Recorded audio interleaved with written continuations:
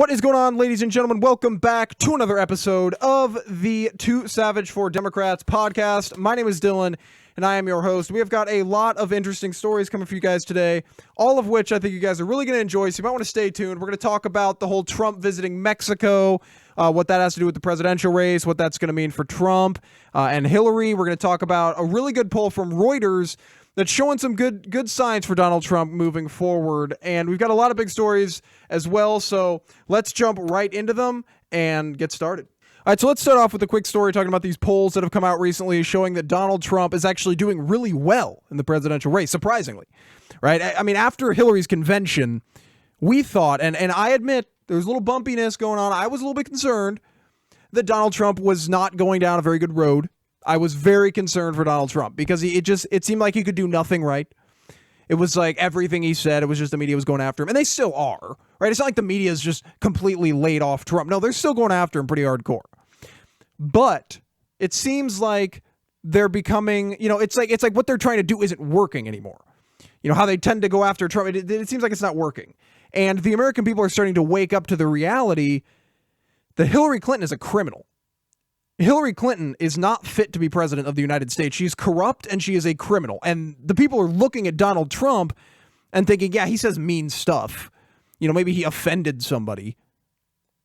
But it's either that or we go with a literal shitbag, right? Hillary Clinton is a piece of garbage.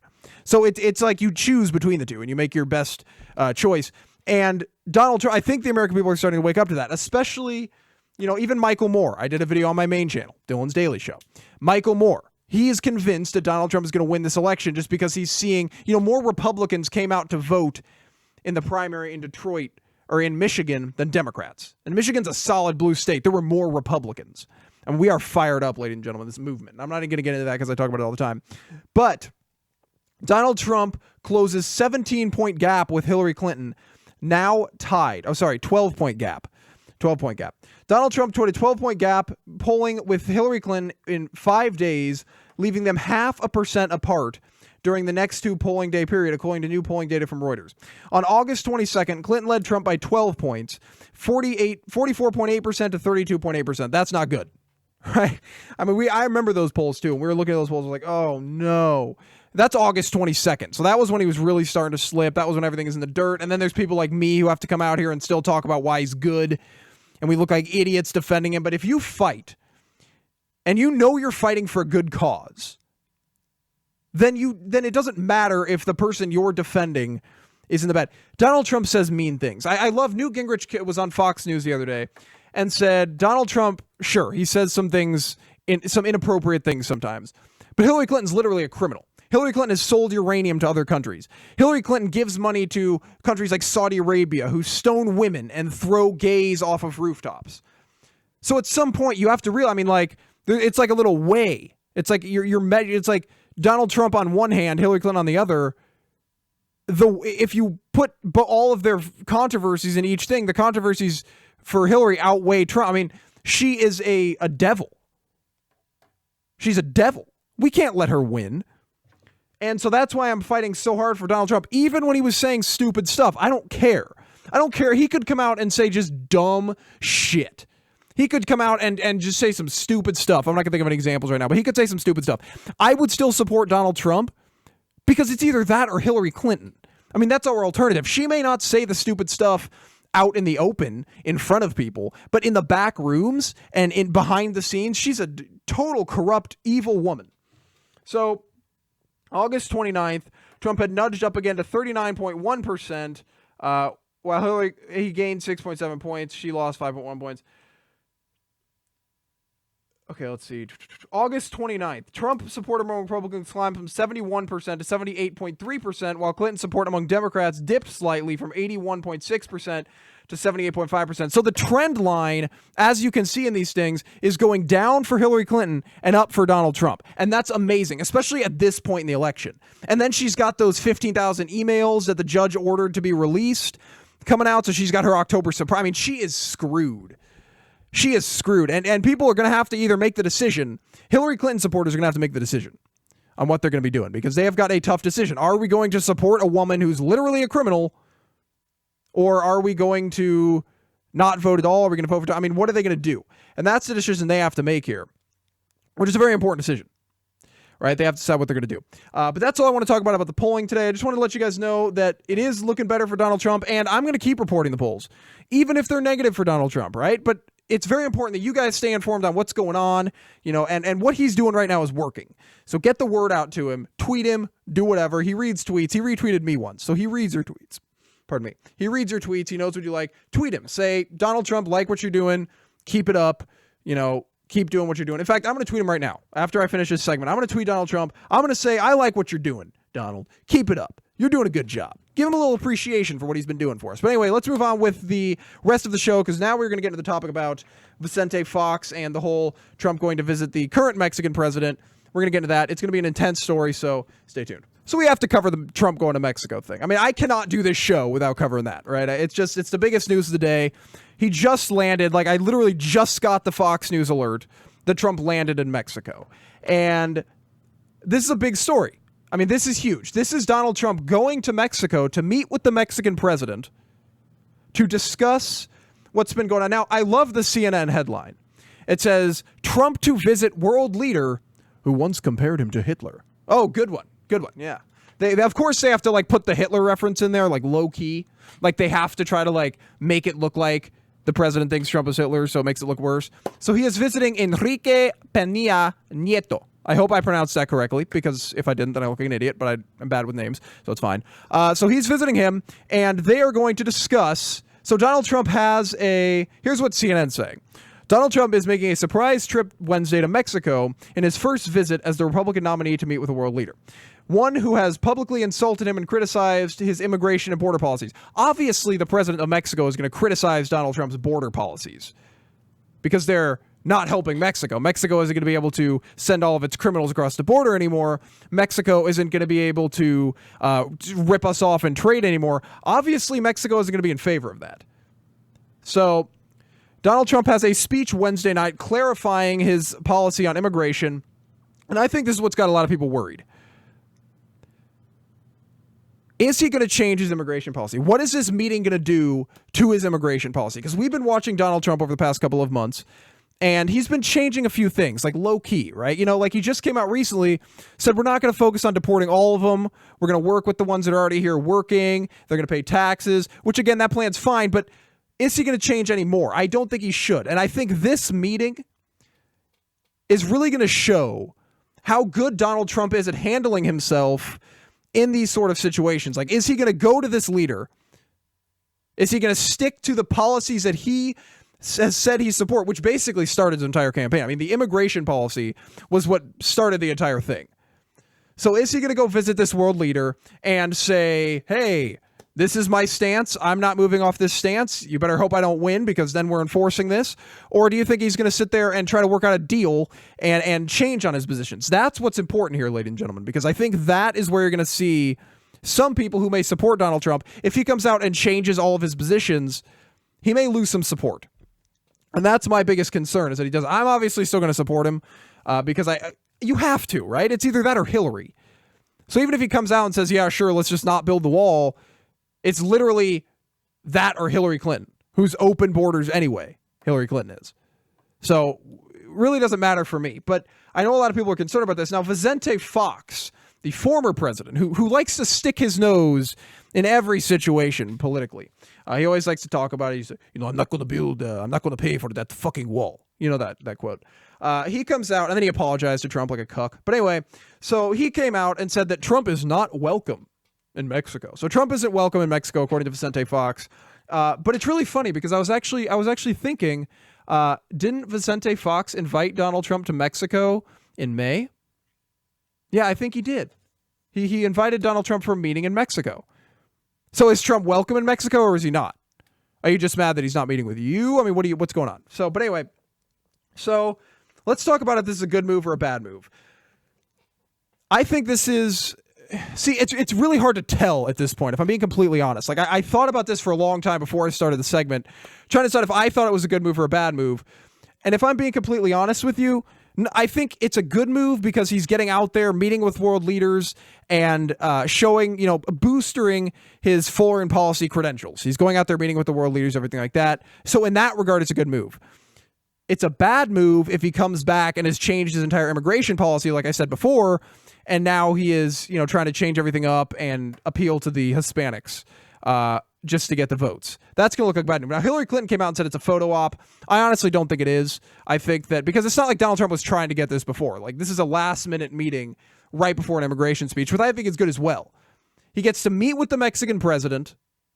He gets to give his immigration speech, and we get to see where his policy is. And I hope this is a very clear immigration policy, because I'm really sick of answering the question of, what is Donald Trump's immigration policy? So I think this is going to be a productive meeting. Will it help him? I don't really think it's going to make a difference. I mean, his trip to Mexico isn't going to make a difference. His immigration policy following the trip to Mexico is where the difference is going to be. Does that make sense? So his trip there isn't going to make the difference. His immigration policy after the trip is where you're going to start to see a difference made, if there is one at all. But we're going to see what happens moving forward. But we have a ton more stories to cover today on the Too Savage for Democrats show. So let's keep moving with the show, and let's get into it. All right, ladies and gentlemen. So the religion of peace has struck again, and it's coming in brutal. So, and this is just funny. Right, this is just funny. The length that this religion is willing to go to defend its principles and its values is ridiculous, right? And they don't even do it verbally. It's like physically, like they immediately jump to physical, like, oh, that man does not support my values, I will kill him. You know what I mean? There's no like trying to convert people. It's literally they kill you if you aren't willing to convert. It's ridiculous. So okay, let me see if I can read these. This is a Breitbart. Yunus Bosad and Fatah Bozid. I'm totally butchering those names, but I don't even care. So both 27 launched a brutal attack on two people after warning them they would go to hell because they ordered ham on their pizza. You can't make this up, ladies and gentlemen. These two losers, these two hefty trash bags, these scum of the earth, launched an attack on two people because they ordered ham on their pizza. Ham. The religion of peace. Members of the religion of peace have now officially attacked two people because of ham on a pizza. That is ridiculous. You never see, it's just ridiculous. The victims are Le Mix Bar. The victims left Le Mix Bar, a nightclub in France, where they had spent the evening and ordered a pizza from a nearby food vendor. They're approached by the two people soon after who offered the young couple cocaine. So these two, Muslims, these two people come up and they offer them cocaine. And I'm assuming logically, they said no. So they offered them cocaine. And then one of the Muslims noticed ham on the pizza. So they're like, hey, do you want some cocaine? And then they look down and there's ham. And I can already see the meme, the triggered meme, like, whoa, I can imagine that. So they like, hey, well, you want some cocaine, my friend? And they look down, see the thing triggered, and they say, go to hell, right? So they see the meat, or they say, go to hell. They said they will go to hell for eating it, and that Islam forbids the consumption of meat from pigs. Vegans would love them. Seeking to humiliate the women. So there's two women. Seeking to humiliate the women. The assailants caressed her blonde hair and forced her fingers into her nose, which caused her to fall and lose consciousness. When her companion tried to protect her, the two Arabs began to beat the young man before security staff from the Le Mix Bar intervened. So literally, they were eating ham. These two people were eating ham.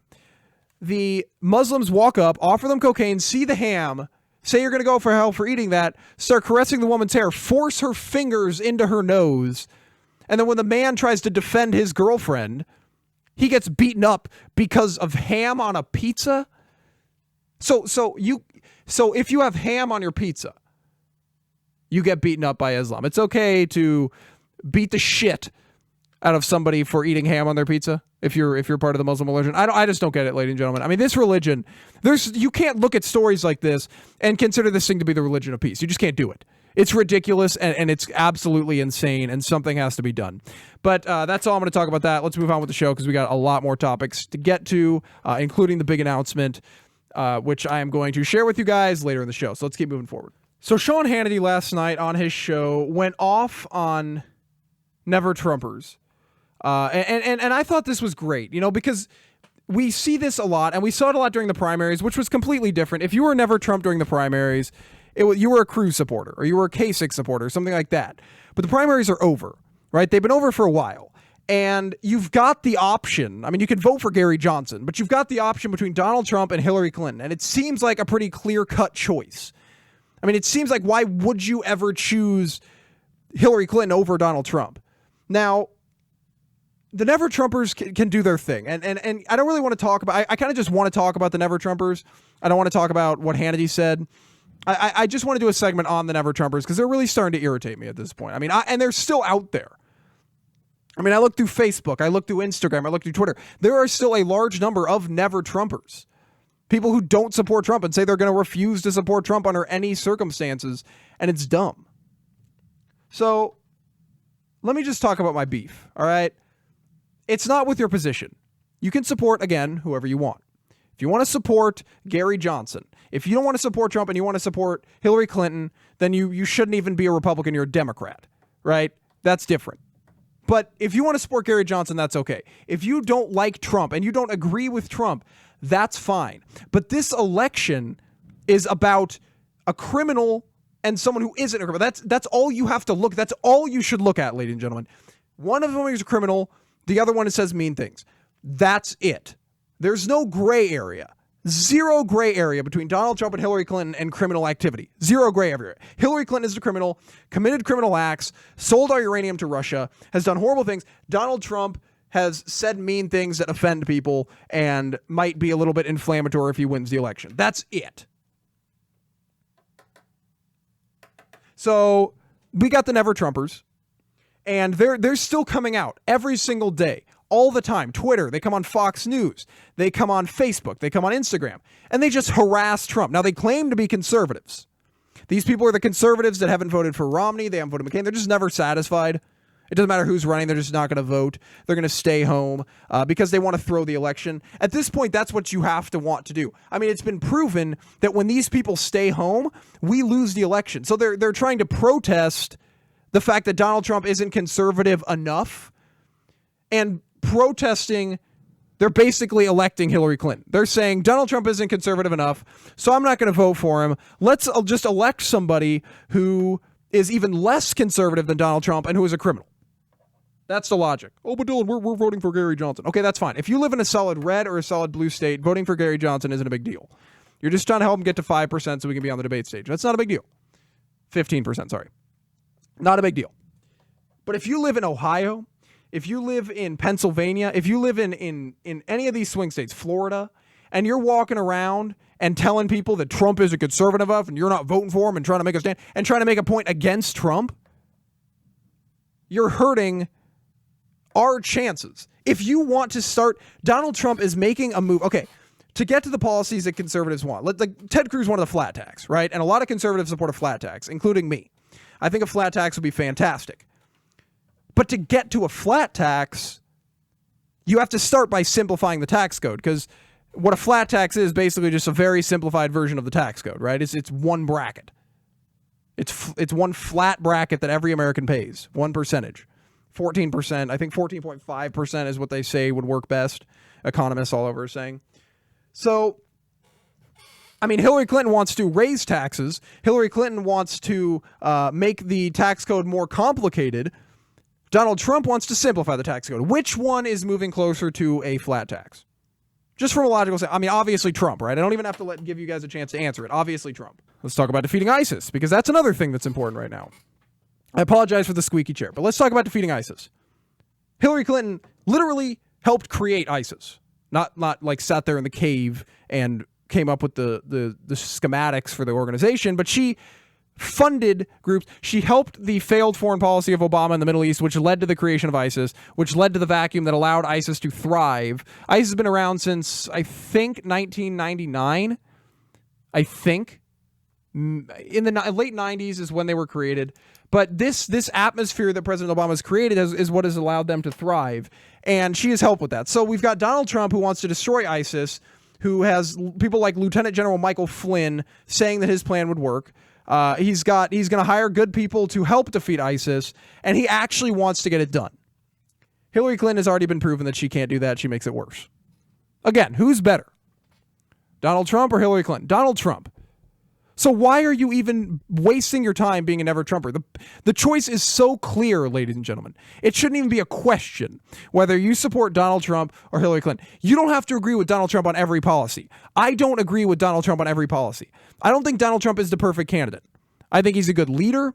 I think he'd do a good job of getting good people around him so that he'd do a good job. But I don't think he's like the God emperor, like some of these people are saying. No, I think he's just a good leader, and I think he's the best choice we have running in the race right now.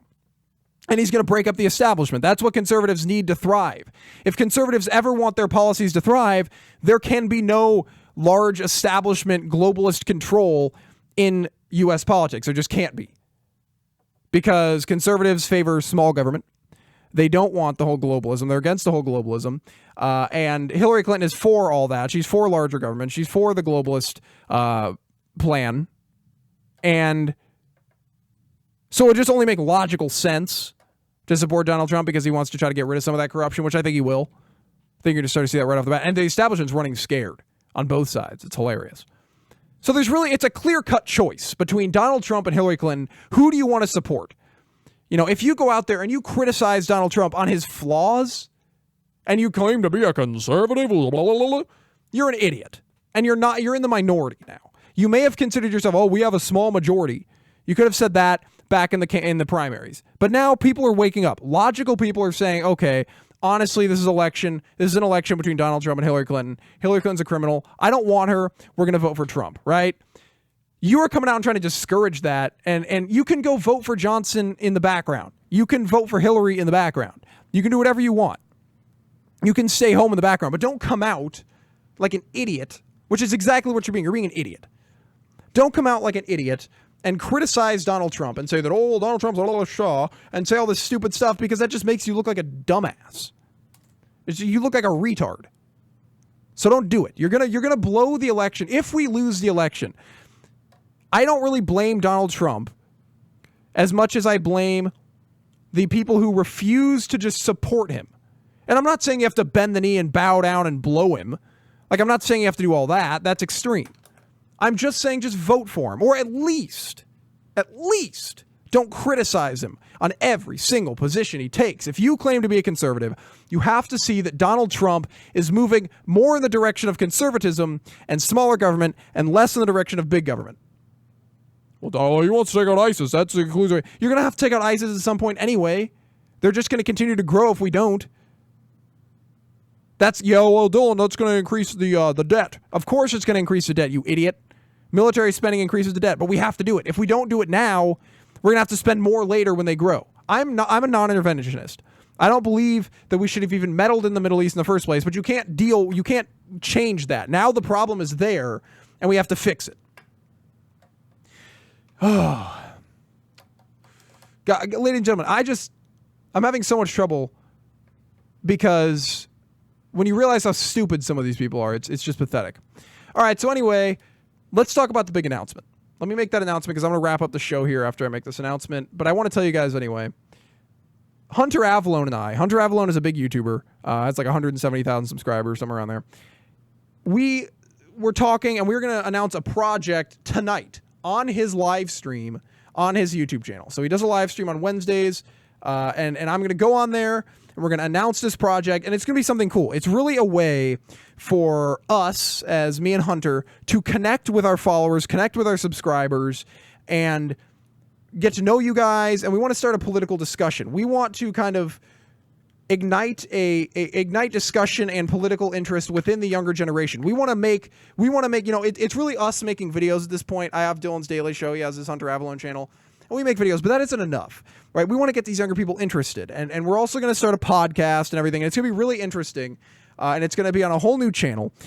So what I'm going to do is have you visit my Instagram page at 2_savage_4_Democrats, and on there around 7 p.m. Central Time tonight, we're going to do the live stream, and when the viewership gets up high enough, we are going to announce the project. It's going to be awesome. I think you guys are really going to enjoy it because it's going to give you guys an opportunity to really connect with Hunter and I and meet a lot of other people that are conservative as well. It's going to be a really cool thing. So I hope you guys stay tuned for that, and I hope you guys come check out the live stream tonight on Hunter Avalone's YouTube channel. That is it for the Two Savage for Democrats, show today. If you enjoyed, make sure you hit that thumbs up button and share it. And if you would like to see more, feel free to subscribe. I do daily podcasts. I will catch up with you guys next time. Bye-bye.